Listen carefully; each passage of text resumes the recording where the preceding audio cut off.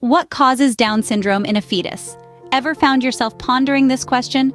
Stick around as we delve into this topic. Down syndrome, also known as trisomy 21, is a genetic disorder that affects a person's physical features and cognitive development. It occurs when an individual has a full or partial extra copy of chromosome 21. This additional genetic material alters the course of development and causes the characteristics associated with Down syndrome. The syndrome is named after John Langdon Down, the British doctor who fully described it in the late 19th century. However, the genetic cause was only discovered over a century later in the late 20th century. It's important to remember that Down syndrome is not a disease but a genetic condition that affects each person differently. Now that we have a basic understanding of Down syndrome, let's dive deep into what causes it. Down syndrome occurs when an extra part or a whole extra chromosome 21 is present in the cells. Now, to understand this, let's briefly revisit our high school biology. In each cell of our bodies, we typically have 46 chromosomes. These are grouped into 23 pairs, half inherited from our mother and half from our father. One process that's critical to our understanding of Down syndrome is cell division. Our cells divide to allow for growth and repair within our bodies. During this division, chromosomes are supposed to split evenly so that each new cell has the same number of chromosomes as the original. However, sometimes this process isn't perfect. In the case of Down syndrome, something unusual happens with the 21st pair of chromosomes. Instead of the pair splitting as it should, an extra chromosome 21, or part of it, ends up in the new cell. This means that instead of the usual 46 chromosomes, the cell has 47. This extra chromosome affects the way the body and brain develop, which leads to the characteristics of Down syndrome. Now you might be wondering, what causes this extra chromosome to appear? The truth is, we don't fully understand why this happens. It's a random event that occurs at conception. It's important to note that Down syndrome is not caused by anything the parents did or did not do. It's not related to what you eat, how you live, or any of your actions during pregnancy. Also, while the likelihood of having a baby with Down syndrome can increase with maternal age, it can occur at any age. In fact, because younger women generally have more babies, the majority of babies with Down syndrome are actually born to women under the age of 35. That's how Down syndrome occurs. But how would parents know if their baby has Down syndrome?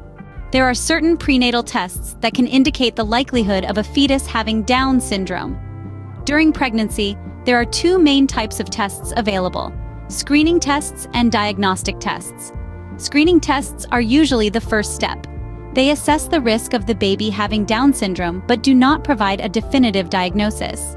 Common screening tests include blood tests, which measure certain markers in the mother's blood, and ultrasound scans that check for physical features associated with Down syndrome in the baby. Now, it's important to understand that these tests only provide a risk assessment.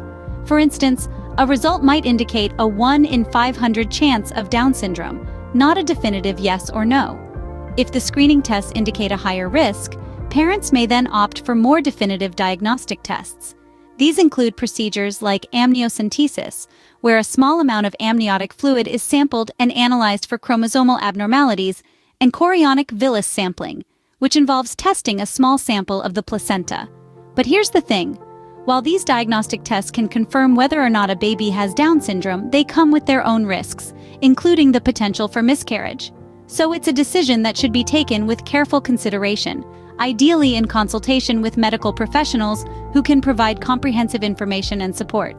Remember, these tests are entirely optional.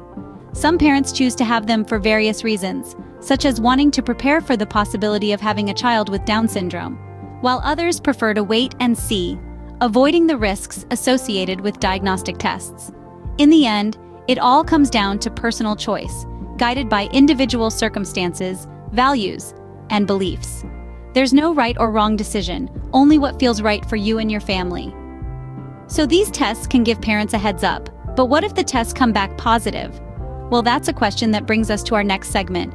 But before we delve into that, remember that knowledge is power and being informed can help you make the best decisions for your unique situation. If a test indicates the likelihood of Down syndrome, parents face a difficult decision. This is the moment when the abstract becomes real, and it's time to consider the options. The first option that parents have is to continue the pregnancy. This decision often comes with a commitment to embrace the challenges and joys that raising a child with Down syndrome can bring. There are numerous resources and support groups available to help parents navigate this journey. From early intervention programs to specialized education plans, families are not alone in this path. It's important to remember that children with Down syndrome can lead fulfilling lives, attending school, having jobs, and even living independently. Another option is adoption. There are many families out there who are eager to provide a loving home to a child with special needs. In fact, there are adoption agencies that specifically focus on placing children with Down syndrome. It's a choice that allows the birth parents to know their child will be cared for, while also giving another family the opportunity to grow. And then, there is the option of termination. This is a deeply personal decision that can only be made by the parents, often after much soul-searching and consultation with medical professionals. It's a choice often made out of concern for the quality of life the child might have, or the impact on the family. It's a decision that comes with its own set of emotional challenges, and it's important to seek support and counseling to navigate through this time. It's crucial to stress that there is no right or wrong choice here. Each decision is as unique as the individuals making it, and each comes with its own set of challenges and rewards. What's important is that the decision is made with love and with an understanding of all the options. Every path is unique and personal, but one may wonder, what is the life expectancy of a person with Down syndrome? Life expectancy for people with Down syndrome has increased dramatically in recent decades. This remarkable improvement is largely due to advancements in healthcare, social support, and increased awareness. Today, many individuals with Down syndrome live into their 60s or even longer. One of the key factors contributing to this increased lifespan is the advancement in medical treatments. There's a better understanding of the health issues associated with Down syndrome and how to manage them. This includes heart defects, respiratory and hearing problems, and Alzheimer's disease. Another major factor is the growth of social support systems. This includes educational programs, work opportunities, and community inclusion initiatives. These efforts help individuals with Down syndrome lead fulfilling lives, contributing to their overall well-being. But it's not just about length of life. Quality of life is equally important. With the right support, individuals with Down syndrome can pursue their passions, form relationships, and add rich, unique dimensions to our shared human experience. Down syndrome is a part of many people's lives. Understanding it helps us to be more compassionate and supportive. Thank you for joining us on this journey to understand Down syndrome. As we've learned, Down syndrome is not a barrier to a fulfilling life, and with the right support, individuals with Down syndrome can thrive and contribute to their communities in meaningful ways. We hope this video has helped shed light on Down syndrome and the lives of those who live with it. If you found this information helpful, we encourage you to like, share, and subscribe to our channel. By doing so, you're not just supporting us but also promoting awareness and understanding of Down syndrome. Together, we can make a difference, one video at a time. Thank you for watching, and remember, everyone has a unique story to tell. See you in our next video.